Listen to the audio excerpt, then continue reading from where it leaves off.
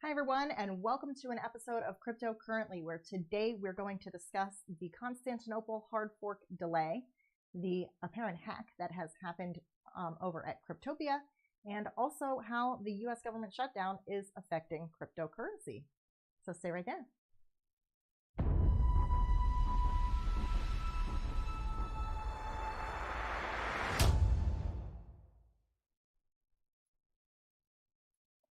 Okay, so let's go ahead and get started here. The long-awaited Ethereum Constantinople upgrade was supposed to be taking place in the next couple of days as we approach the appropriate block. But as of Tuesday, that is January 15th, it was brought to the attention because of the blockchain audit firm Chain Security discovered a security vulnerability in one of the improvement proposals that was a part of Constantinople. So they have decided to go ahead and put a pause on the release of the upgrade to Constantinople, and that was a result of hours-long phone conversation that happened amongst some of the bigwigs over on the Ethereum development core team. So if you are, at this time, if you are an Ethereum miner and you're running either Geth or Parity, there have been fixes that have been pushed, but you're going to need to change what version that you are running. So if that applies to you, then make sure you look and check into that. Okay, so what was happening here was that this improvement proposal would allow for the possibility of re-entrance attacks, which could put users' funds at risk, which is why they've gone ahead and they have delayed the Constantinople upgrade, because of course it's important that we not have users' funds at risks. It would have possibly made some smart contracts vulnerable. So let's see, right here there's still a non-zero risk that some contracts could be affected, but no instances of the vulnerability have been discovered in live contracts, is what I understand.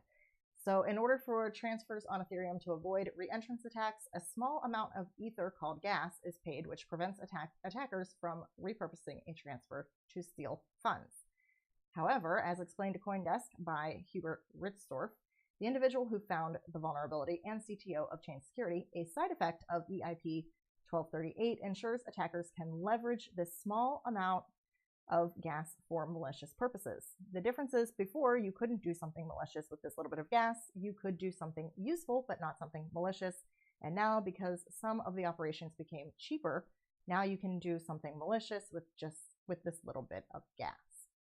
Although the issues of re-entrancy is always on the minds of smart contract developers coding on Solidity on Ethereum, Matthias Igley, the COO of Chain Security, explained that core developers strictly look at mechanics of the virtual machine couldn't have easily spotted this vulnerability. So this isn't like an Ethereum-wide vulnerability. It was just specific to very specific code language that had to be showing up in smart contracts, but it is a possibility, so they have decided to delay the upgrade. And again, we're going to know more on the 18th about when they will proceed with the Constantinople upgrade. So it has been a while since we've been waiting on Constantinople, and we're going to wait just a little while longer.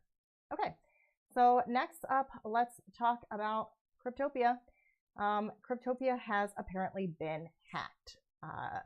It started off as Cryptopia saying, they tweeted out that they were experiencing unscheduled maintenance and they would resume services as soon as possible. They did stick to that tweet for quite a few hours. But then it looks like a little over 12 hours, they were tweeting about just unscheduled maintenance. But they have said at this point that there was a security breach. They have contacted the New Zealand Police and High Tech Crimes Unit, who are investigating the matter as a major crime. So there was, let's see, there's been some interesting stuff here though, so I think interesting enough to point out. So if you follow Whale Alert on Twitter, you would have seen that Whale Alert tweeted out that there were tokens being moved from Cryptopia. About $2.4 million worth of Ether and $1.1 million worth of CENNZ were transferred from the exchange to an unknown wallet. So, of course, that is prompting some people to speculate that perhaps this very, very small exchange was, having trouble keeping the lights on. So that certainly came from Whale Panda. Actually had a couple tweets where he was really questioning the validity of the, let's see, here's a tweet from Whale Panda. Looks like Cryptopia got, quote, hacked. Cryptopia used to be very popular at one point, but has since then become mostly irrelevant. And then there's a second tweet from, let's see if it's here. The second tweet from Whale Panda coming that, interesting that this happens in a bear season where small exchanges are struggling to make ends meet and are aggressively messaging anyone involved with crypto projects to get them to pay listing fees and to get listed on their platforms. Also, there was an issue last year with people having withdrawal issues from Cryptopia. So it's certainly been an exchange that has kind of been had users on alert for quite some time. So certainly it will be interesting to see how this moves forward.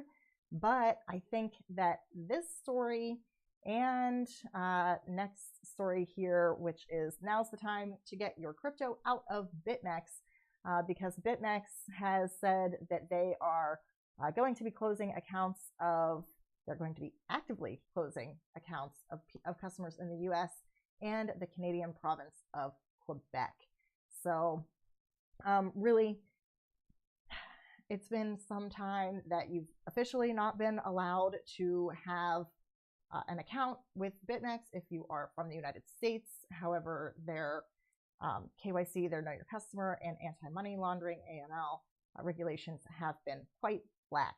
So basically, if you use a VPN, you were able to sign in to BitMex anyway, but at this point, they're going to be actively searching for people who they suspect to be from the United States or from Quebec and closing those accounts. So this, plus the Cryptopia hack, just, I think, is a reminder to everyone not to keep your funds on exchanges because you don't know how trusted that trusted third party should be, really. There's been a lot of big exchanges that have not, that have become insolvent. Most notably Mt. Gox, but there's been other really big, comparatively big exchanges like Cryptsy and BTCE that have just disappeared. So, I definitely, if you want to be the owner of your cryptocurrency, you need to be holding it in a wallet where you have the private key.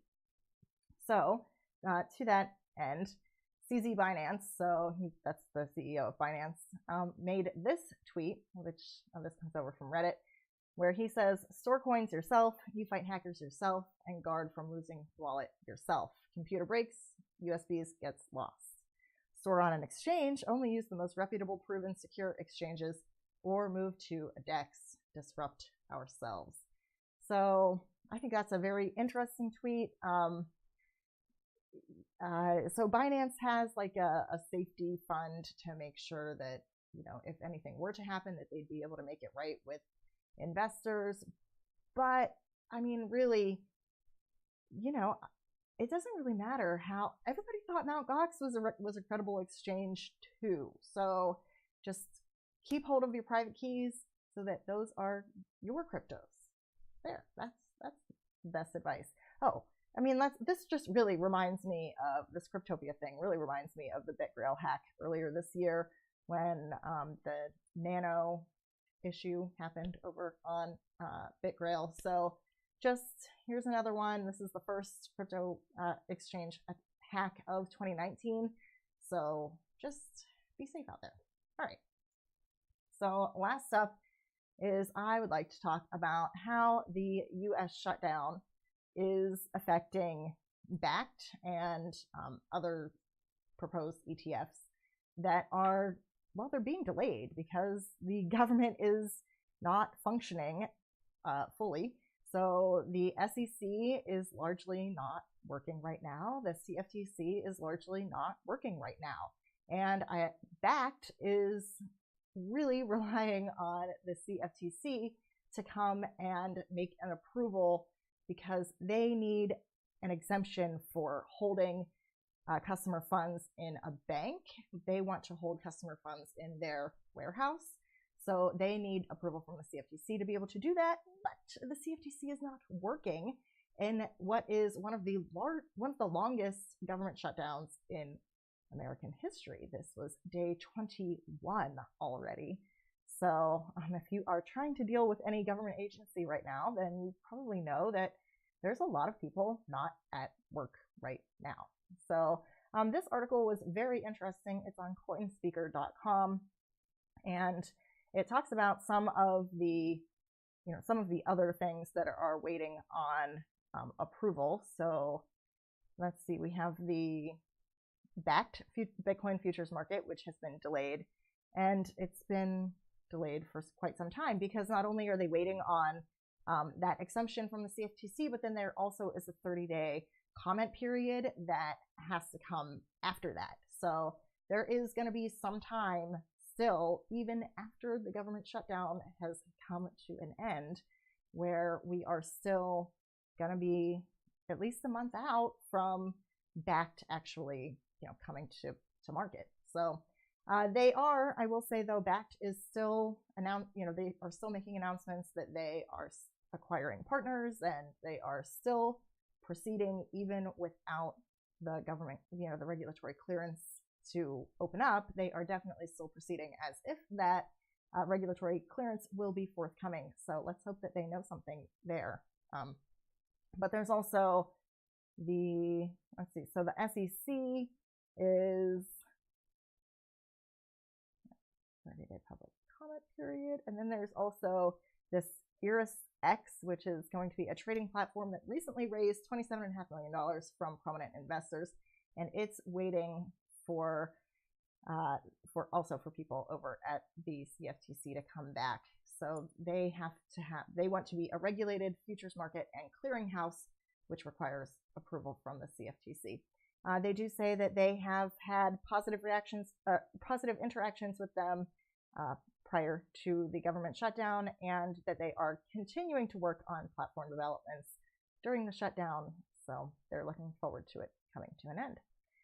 So then there's also, if you don't know about this ErisX, which I had never heard of this before, they promise to enable investors to trade such digital currencies as Bitcoin, Litecoin, Bitcoin Cash, and Ethereum on spot and futures markets starting from next year, subject to regulatory approval. So, as far as the price of Bitcoin goes, we really need more people making spot trades so that there's actual, that it actually affects the market price and volume and liquidity. Things like BitMex, which are derivatives markets, or the CBOE futures or the CME futures, they don't actually have any impact on the market price because these activities are not spot trades. So that is certainly another thing that they are waiting for. And let's see. The approval is expected to be given the first quarter of 2019. So ErisX will get clearing services by its clearinghouse, which needs a separate CFTC permit in the second quarter of 2019. And ErisX is planning to start its futures offering. So there's also, let's see, the SEC also recently delayed its decision on the rule change for a VanEx Bitcoin exchange traded fund, with the new deadline being February 27th of 2019. Meanwhile, when contacted, the SEC gave an automatic answer. quote, due to a lapse in appropriations for the federal government, the U.S. Securities and Exchange Commission is currently closed. I am currently out of the office and will return to the office once an appropriation has been enacted. During the closure, I will not be monitoring or responding to my emails. Thank you. So that is what's going on there with the government shutdown affecting cryptocurrency. So that is definitely not sweet for those who were waiting for Bakkt to be coming imminently, but hopefully the government shutdown will cease soon. It's overfunding for the wall, and really, in like the grand scheme of the United States federal budget, it is not that much money. So I'm really hoping that they will come to an agreement soon. So they don't want to get along, though. That's really what's happening, I think. That's just my opinion. All right. That's going to be it for today. I sure hope that you enjoyed the video. If you did, hold on, let's change that. So if you did enjoy the video, then please go ahead and leave a like. And if you really enjoyed it, then also please do subscribe to the channel if you want to see more from me. And if you have any questions or comments, you can leave those down in the comment section. So I want to thank you very much for your time, and I will see you next time.